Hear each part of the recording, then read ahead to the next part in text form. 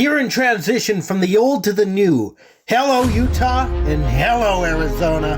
Welcome to the Albertan Coyotes Fan. Yotes lose 5-4 against the Anaheim Ducks in yet another home opener. Which, by the way, we might not be undefeated in home openers. However, we have gotten a point in every single home opener that we've been in, be it 2 points or 1 point. We took the game to overtime, we get a point. And this was a pretty interesting game, so let's talk about it. Starting with the first period. We get going, and the first thing I would like to note is there is still some history between the Anaheim Ducks and the Arizona Coyotes that is now in Utah. So that might look interesting where our rivalries are concerned. We might build some new ones, but there's at least still some bad blood between the Anaheim Ducks and this Utah hockey club. That'll prove interesting for some of our other rivalries as well, such as, say, the LA Kings. There's a bit of a history between the Yotes and the Kings, so we'll see how that transpires. But staying with this game, tensions rose a couple times. There were 4 to 5 different scrums. There was a fight between Radko Gudas and Josh Doan. That fight ended up following up from a hit that Radko laid on Clayton Keller. So Doan stepped up to the plate, defended his captain. Proper beef. Proper beef between franchises. That said, Anaheim will score first. And it's not a goal I can even be mad at. Strome gets the puck, he makes a fake. And by fake, I mean he goes to make it look like he's about to shoot at the net. Instead of shooting at the net, he instead elects to pass it to Troy Terry, who wastes no time, rips it into the back of the net. That's 1-0 for Anaheim. A little bit later, Sergachev is at the blue line. He takes a shot. It's going wide. You don't want the puck to go wide because that means it's not going into the back of the net. Thankfully, we had a McBain near the crease to just slide in the way of the puck, put his stick down, and deflect the puck home. McBain gets the goal. We tie the game up. There's a penalty that goes to the Anaheim Ducks, and I had a bit of a flashback on this particular power play to what we did last season, because they started off with the usual cycling the puck and cycling the puck and cycling the puck, not doing anything with it. And as soon, I swear, there's no microphone on the TV. My voice was not projecting into the game, but I swear, as soon as I mentioned that this was really upsetting me, like pissing me off, they started shooting. Genther gets a shot. Cooley gets a shot. They're dangerous chances. And then right as the power play is about to end, Schmaltz has the puck. He's right by the crease. He's looking for options. The defense for the Anaheim Ducks is trying to smother any chance that he has to find any sort of a lane. However, the goaltender's left open.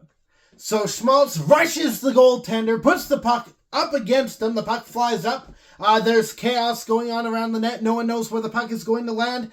It lands. And Hayton manages to clean up the trash and put the puck into the back of the net. There's a couple scrums to be had within the rest of this frame. One of them was definitely warranted. Bortuzzo knocks into Killorn and subsequently knocks Killorn over. That draws a crowd. That should draw a crowd. That's someone messing with your guys. We move on. So we get into the second period. Now, I should mention that right before the first period ended, there was a penalty that was called against Anaheim. So we actually start on the power play in the second period. Unfortunately, it's killed, but the chances look dangerous. The offensive draws, the defensive draws, the draws in general, that being face-offs, looked absolutely deadly. We did really well in the draws tonight. We did really well with the shots tonight. What still needs just a little bit of work, and shockingly, I'm not about to go on an Ian Cole rant, but what really needs to get sorted out is the defense. The Ducks tie it up. Zegras is behind the net. He finds Fabry. He dekes out the defense that was there just a little bit to find Fabry. But once the puck lands on Fabry's stick, all he has to do is move it to his back end. He lofts it up in the air, and it goes into the back of the net. Upon replay, Ian Cole was actually doing his job. He was covering the puck handler, which was his man. That was the guy that he was supposed to be looking at. Lawson, Krause, and Valimaki both were not in their ideal spots. Krause kind of gave up on his man to try and go after the puck handler, which was at this point Trevor Zegras, which opened up a couple different lanes. So there were a couple different options that now the team was kind of trying to adjust for. And Valimaki was just a bit too far right of the play as a whole. He just was not in it. So, yeah, I guess this is a different game. This is a game where I have nothing bad to say about Ian Cole. But all in all, the defense really does need to get figured out. It is early in the season, and that's something I should mention about the last game, which I'll get to at the end of this whole game sequence, it's early on. It's early in the season. We are a team that's technically in a bit of a rebuild. That said, there's too much potential for us to be making these kinds of mistakes. That's all I really want to get at, and that's all I am getting at when I talk about this stuff. I'm not saying I need perfection. But what I would want as a consumer to this great sport is an effort. Another thing I want to see in this great sport is some consistency with the reffing. Because Mason McTavish slides into Connor Ingram, knocking him over. A couple seconds later, a couple moments later, the puck ends up in the back of the net. Ingram's kind of recovered, but he's not, completely back from being bowled over. He's still kind of recovering. He's still reeling from that. There was no challenge on the play, no nothing. Now, I don't know. I asked around on Twitter. I asked one of the hockey writers for the Utah Hockey Club. I asked him, what do you make about this play? Because I personally don't know. I don't know if there's maybe some reason that wasn't called. I don't know at all. He told me that it's a head scratcher to him as well. So he doesn't know. He knows hockey. He knows the game because he's reporting on it officially. I'm here reacting to what I see as a fan. So I think when someone who knows the game of hockey cannot explain what happened, someone needs to go and look at the game and really fix the reffing situation. Make consistent calls. Figure out a way to give a proper blueprint to each rule and just call the games by that blueprint. Not by discretion. Have some sort of an outline. Because this is ridiculous. Either way, goal counts, we move on. To the third period, where there's a 5-on-3 pretty well given up right away. Penalty goes to Stenlund. Then a penalty goes to Bortuzzo. Now, Bortuzzo had to go off for repairs because McTavish, who he slid into and tripped, ended up stepping on his leg, so he had to go and see the doctors in the locker room for that, so Doan ended up serving his penalty. That was a 5-on-3 that was needless, that we killed off. So, I can't say it was the best decision, but at the same time, stuff happens. The Ducks will say the same thing. There's a line change that was very much not advised. McBain gets on a rush. He drives on the left side, drops the puck back for Kesselring, who wastes no time. He rips it. It goes straight into the back of the net.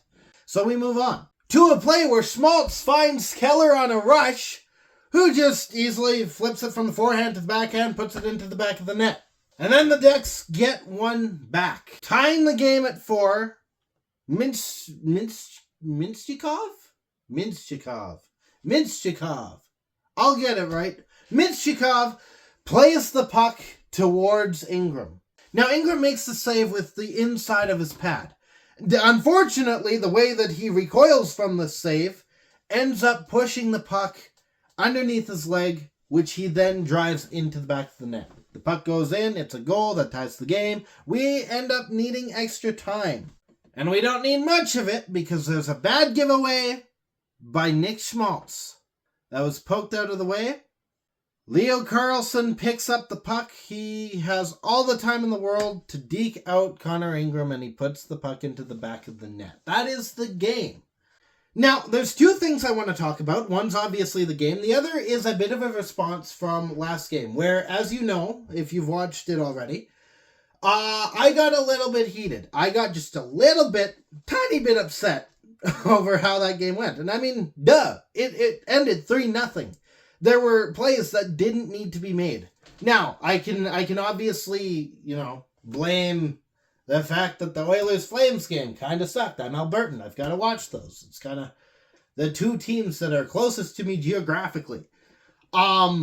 It could be the amount of pain and the sick that I've got going on. I've got that stuff going on too. I could blame it on that. I could blame it on the whole media greed situation. But that's never, and not that night, and will never be, what that's about. I was genuinely upset with how the game went. And the reason for that, I mean, credit where credit's due. I used to be an Oilers fan. Go look at some of the Oilers fans going after Edmonton right now. Even back in 2015, back when the Oilers kind of really sucked, you had Oilers fans that were just as, harsh as I think I was the other night. Now, that said, I don't ever want it to be misconstrued where I'm angry for no reason. It is early in the season. I get that. However, I see that this team has potential. I see that everyone in this lineup has the potential to do great things. And as such, it's a standard that I hold them to every night, is to play the way that I know that they can play. I know Ingram can be a Vezina-style goaltender when he wants to be. He is a really, really good goaltender. One of his biggest traits is, sometimes he gives up some really bad goals, which you'd never want as a goaltender. He'll make it up tenfold. If he can just stick with the make-up style of Ingram, he's golden. He's good. You've got the forward lines that are just absolutely deadly. The Smolson-Keller connection are rookies in Cooley and Genther. Doan even looks dangerous. Hayton looks dangerous coming back from injury. All of these players, in the back end, you've got Kesselring. You've got Kalyanchinuk. You've got Dursey, who unfortunately is injured right now. These are all guys that have potential. Ian Cole has potential. He's won 2 Stanley Cups with the Pittsburgh Penguins. He went to the playoffs with the Vancouver Canucks last season. Now, I watched the series between Vancouver and Edmonton. So I got 7 games of watching this guy play. And the reason I'm as angry as I am is because I saw his play in those playoffs, that playoff series, and I see his play reflecting that playoff series when he comes here. I hold him as a veteran to a high standard. And he is not playing to that standard. I don't care how early it is. I don't care. It could be preseason. If he is not willing to play to a standard that an NHL veteran should be playing as, he can get off the team. If he does not want to contribute to play well with the entire roster that has this great potential, he can go play somewhere else. Real quick to add, I just want to point out that this is a reflection of the New Jersey Devils game. This game, I don't want to discredit the fact that I think Ian Cole played really well. I'm not going to discredit that. That said, I'm just saying that my response in the last game is because I know Ian Cole can play well. I know he has that potential. I want to see it. And I don't want to see the Ian Cole that came out of Vancouver or the Ian Cole that played in that New Jersey game. I want the Ian Cole that we had tonight to continue to play for the rest of the season.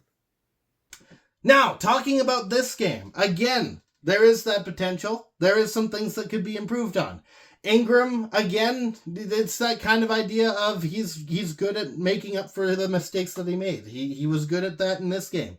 The mistakes that he made, it kind of reflected in the rebound control. He was very, there were a couple times in this game that he would kick the puck and it would end up right out in front of him. You don't want that as a goaltender. I could probably walk up to him and say that to him right now and he'd say, yeah, I know. I have to fix that. So I have no doubt that the next game that we play, he's going to have that figured out because that's what he does. On the defense, Dursey is out, so that kind of sucks. That's one of our good defensemen. Marino's out. I didn't really watch much of the preseason. I think that's the only time really he played. And I think he got hurt then. I haven't seen much of him. That said, the broadcast seemed to say that he was one of our bigger defensemen. So that's two defensemen that are not at our disposal right now. Coming in here again, I don't want to BS anyone on here. I'm not going to pretend I know this guy's style of play. I know he played for the New Jersey Devils. I know that he was influential over there. But I don't watch the New Jersey Devils. I haven't really followed any other team outside of the Edmonton Oilers. So I'm not going to BS you guys and say like, oh yeah, he's one of our greatest defensemen. I don't know. And even then, for that one breakdown that happened in this game, I think the defense, as much as there is, again, work that needs to be done, I think it held out okay. And that's fine. We got a point out of this. We got 5 points in this road trip. We're not doing too bad. But there's still potential. There's still a potential that these players can live up to. And that's what I'm excited for. That's why I get as heated as I do. And I'm surprised no one else gets this heated. Because this is passion. This is understanding that the team that you have is gifted in something. And they've got the potential. They can go and do damage in this league. They just have to find the consistency. So that's it. In 3 days, I get a 2-day break. Let's go. In 3 days, the Yotes play the Boston Bruins. Now, the Bruins are not a team that's going to go down easy. That's going to be a team that's hard to fight. I'm going to be honest. I do expect the win. I do think that this team has what it takes to go out there and win. Now, as for me saying that, that's personal opinion. The game will tell us more when it comes. But until then, stay howling and go Yotes. And thank you so much for watching. If you liked what you saw, you can hit the like button, you can hit the subscribe button. There's a couple of different ways, my hair's messing with me, to show your support if you really want to. If you didn't like it, there's also a button for you. It's the dislike button. It's there at your disposal. Share this with your friends, and as always, as heated and as passionate as ever, I'll be back.